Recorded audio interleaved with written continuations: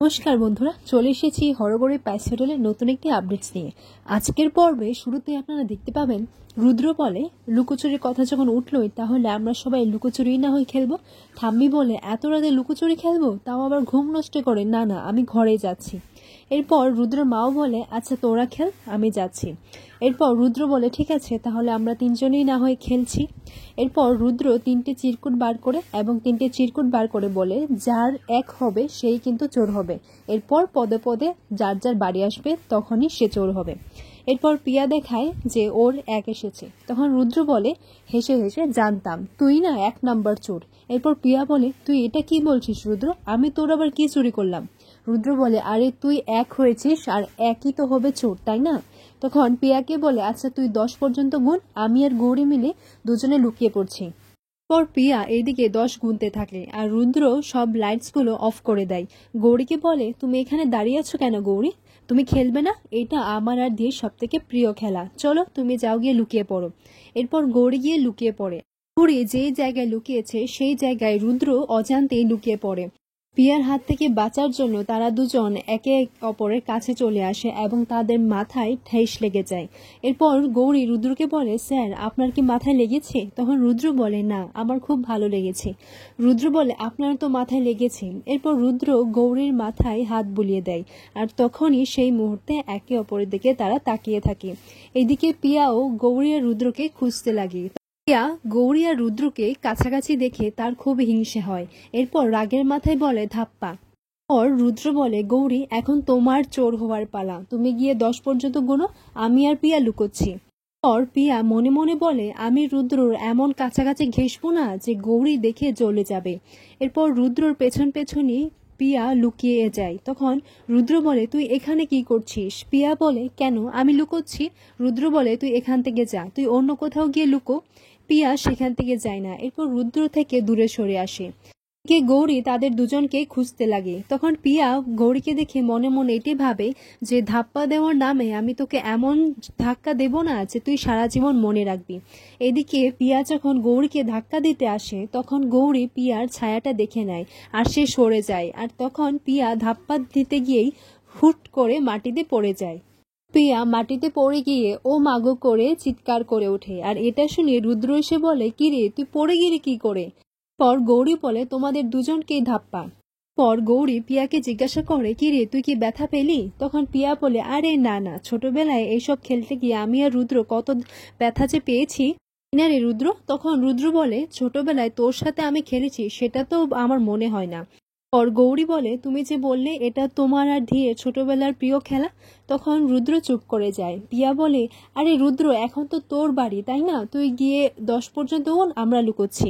এরপর পিয়া মনে মনে বলে এটাই হবে তোর শেষ দান। তখন গৌরী বলে হ্যাঁ এটাই তো শেষ দান, আমরা গিয়ে পরে ঘুমিয়ে যাব। এরপর রুদ্র মনে মনে বলে এই শেষ দানেই আমি তোমার সবকিছু স্মৃতি ফিরিয়ে দেব। যখন লুকোতে যায় তখন পেছন থেকে এসে কেউ একজন তার মাথায় আঘাত করে। তখন পিয়া বলে আমি জানতাম তুমি আসবে। এরপর দেখা যায় যে সেটা হচ্ছে ভাস্কর। ভাস্কর পিয়াকে বলে তুমি এখান থেকে এখন চলে যাও, যদি রুদ্র তোমাকে এখানে দেখে ফেলে তাহলে কিন্তু খুব সন্দেহ করবে আর ভালো হবে না, তাই তুমি এখান থেকে চলে যাও। পিয়া মনে মনে বলে আমি নিশ্চিত যে ভাস্কর কাকা গৌরীর সাথে কিছু না কিছু একটা করেছে।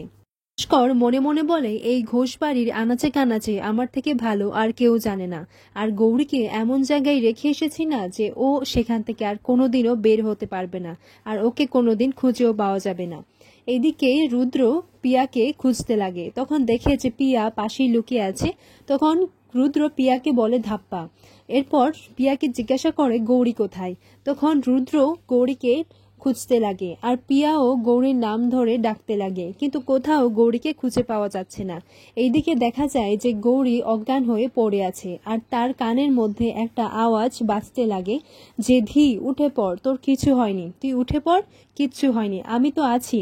তখন এই গৌরীর জ্ঞান ফিরে আসে। এদিকে রুদ্র গৌরীকে খুঁজতে গিয়ে সেই ঘরের মধ্যে যেতে গেলে পিয়া এটাই ভাবতে লাগে যে এখানে তো ভাস্কর কাকা লুকিয়ে আছে, যদি এই ঘরে যায় তাহলে তো ভাস্কর কাকা আর গৌরীকেও পেয়ে যাবে, ওকে আটকাতেই হবে।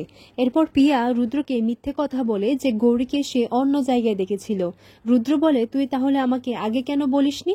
কিন্তু রুদ্র হঠাৎ করে সেই ঝাড়ের পেছনে কারোর একটা ছায়া দেখতে পায় আর এরপর সে ঝাড়ের পেছনে গিয়ে দেখতে গেলে দেখা যায় যে সেখানে তো কেউ নেই। রুদ্র বলে, গৌরী তুমি কি এখানে আছো? তুমি কি আমার সাথে মজা করছো গৌরী?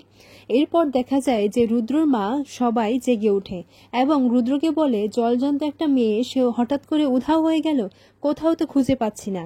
এরপর রুদ্র রাগের মাথায় পিয়াকে জিজ্ঞাসা করে, আমি জানি তুই সবটা জানিস, কারণ তুই তো সবার শেষে গৌরীকে তুই দেখেছিলিস, বল তুই কি করেছিস? এরপর ঠাম্মি বলে, এইসব কি হচ্ছে রুদ্র? শুধু শুধু ধী কেন গৌরীর ক্ষতি করতে চাইবে? এরপর রুদ্র বলে, তুমি জানো না ঠাম্মি, গৌরীর ক্ষতি করলে ওরই সব থেকে বেশি লাভ হবে, কারণ গৌরী যদি এখান থেকে সরে যায় তাহলে ওর মিথ্যেটা আমরা কেউ জানতে পারবো না, আর সব সত্যিটাও কেউ জানতে পারবে না। বলে, ধী আমাদের কি মিথ্যে কথা বলেছে? রুদ্র বলে, তোমরা জানো না, এতদিন ধরে ও আমাদের নয়, ও সবাইকে ঠকিয়ে এসেছে। ওর আসল নাম হচ্ছে পিয়া, শুধু পিয়া, ও ধী নয়। ও এতদিন ধরে আমাদের সামনে নাটক করে গেছে। এতদিন ধরে ও নকল ধী সেজে আমাদের সবার বিশ্বাসটাকে নিয়ে খেলা করেছে। হচ্ছে আসলে একটা ফ্রড। ও আসল ধী নয় ঠাম্মি, আসল ধী হচ্ছে আমার গৌরী, আমার গৌরী হচ্ছে আসল ধী। এটা শুনে সবাই অবাক হয়ে যায়, বলে, তুই এসব কি বলছিস? এরপর রুদ্র বলে, হ্যাঁ ঠাম্মি, আমি ঠিকই বলছি, ও হচ্ছে আমার আসল ধী। সব শুনে রুষা বলে, ভাই তুই এসব কি বলছিস? তোর মাথাটা কি একেবারে পাগল হয়ে গেছে? আর আমরা তো কেউ বলিনি যে ওই হচ্ছে ধী।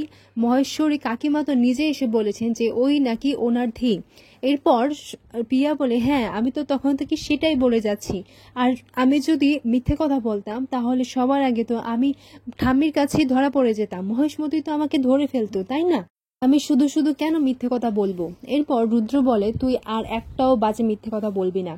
বলে, আমি জানি মহেশমতিকে গৌরী অনেক আগে থেকেই চিনতো, আর মহেশমতি তো গৌরীকে অনেক কথাই বলেছে, এটাও তো বলেছে যে উনি ওনার নাতনিকে খুঁজছে, উনি ধীকে খুঁজছেন, আর সেই ফায়দাটা নিয়েই গৌরী এই ছকটা কষেছে। ও তো সব বিষয় জানতো, হয়তো মহেশমতি আরো অনেক কিছু ওকে বলেছে, তাই ওই এই বিষয়টার ফায়দা নিয়েছে, আর ও রুদ্রকে হাত করেছে। আর আজকে যদি গৌরী তোকে এটা বলে থাকে যে গৌরী হচ্ছে আসল ধী, তাহলে ও সব থেকে বড় মিথ্যেটা ওই বলছে। আমি মিথ্যে কথা বলছি না রুদ্র। এরপর রুদ্র বলে, গৌরীর বিষয়ে আর একটা বাজে কথা আমি তোর মুখ থেকে শুনতে চাই না। ও মিথ্যে কথা বলেনি, তুই মিথ্যেটা বলছিস।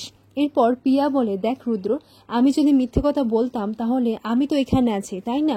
আর ও যদি মিথ্যে কথা না বলতো তাহলে ও তো এখানে নেই। কাকে পাওয়া যাচ্ছে না? গৌরীকে তো পাওয়া যাচ্ছে না, কারণ ও বুঝে গেছে যে ওর চালটা আর বেশি দিন টিকে নেই, ওর মিথ্যেটা সবার সামনে চলে আসবে। তার জন্যই তো ও এখান থেকে পালিয়ে গেছে। এরপর প্রিয়া দেখতে পায় যে সদর দরজাটা খোলা আছে, মনে মনে এটাই বলে, নিশ্চয়ই ভাস্কর কাকা যাওয়ার সময় দরজাটা খুলে গেছে, আর এই ফায়দাটাই আমাকে উঠাতে হবে গৌরীকে ফাঁসানোর জন্য। এরপর প্রিয়া বলে, দেখ এই সদর দরজাটা খোলা আছে, তাহলে এই সদর দরজাটা ভেতর থেকে কে খুললো? আর গৌরীকেও পাওয়া যাচ্ছে না, তাই যে বা যাকে পাওয়া যাচ্ছে না সেই এই বাড়ি থেকে পালিয়েছে। রুদ্র দরজার সামনে গিয়ে বলে, হ্যাঁ দরজাটা তো খোলা, কিন্তু এই দরজাটা কে খুলেছে? গৌরীকে কোথাও বাইরে গেছে, কিন্তু কেন? পিয়া ঠাম্মিকে বলে, ঠাম্মি তুমি ঘরে চলো। আর ঠাম্মি মনে মনে এটাই ভাবতে লাগে, রুদ্র হঠাৎ করে এটা কেন বলল যে ও আসল ধী নয়, ও নকল ধী? আর দাদু ভাই অযথা এত বড় একটা কথা তো এমনি এমনি বলবে না। তা বলে, শোন রুদ্র, আমাকে বদনাম করার আগে নিজের বউয়ের দোষটা দেখে নিস। এরপর রুদ্র তার মাকে বলে, আমি বাইরের দিকটা দেখে আসছি। দিকে দেখা যায় যে গৌরীও বাইরে বার হওয়ার জন্য সেই রাস্তাটা পেয়ে যায়। আর এখানেই আজকের পর্বটি শেষ হয়।